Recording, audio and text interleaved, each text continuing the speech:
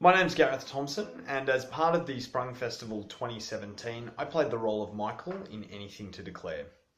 Anything to Declare is a five-hander by Claire Ferguson and directed by Sasha Slip.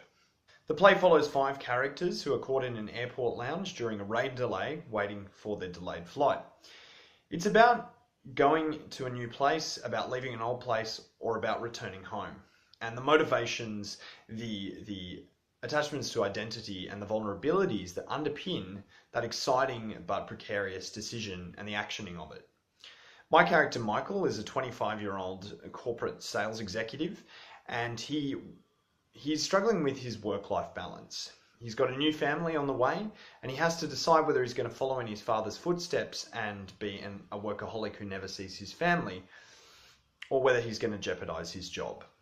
Early in the process, Sasha had us doing viewpoints work based on the work of Anne Bogart and Tina Landau, which helped us to develop our ensemble. We also looked intellectually and embodiment-wise at our characterizations early on. Later on, I realized that I had to employ some other methodologies to get deeper into the character of Michael. I enjoy comic acting, but I couldn't find the lightness in Michael. I was finding only shade. So I asked the magic if question of Stanislavski. What if I was in Michael's position? What if I was like Michael?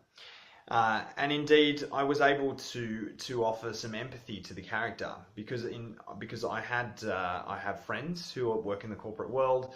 I know what it's like to travel and the stress that goes with it, and I understand those career questions that can be quite burdensome.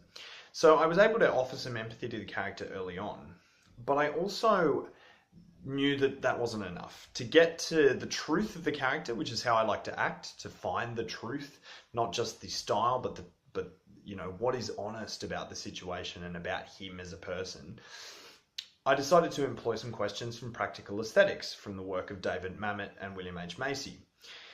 Questions like, what is the character physically doing in this situation? What's the character doing overall?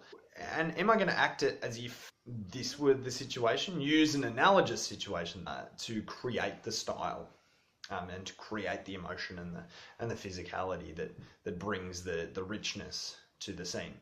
That methodology was extremely helpful for me in creating Michael, because he is a fairly straight edge, fairly standard Australian workaholic character with a slightly arrogant edge, and I was eventually able to capture that.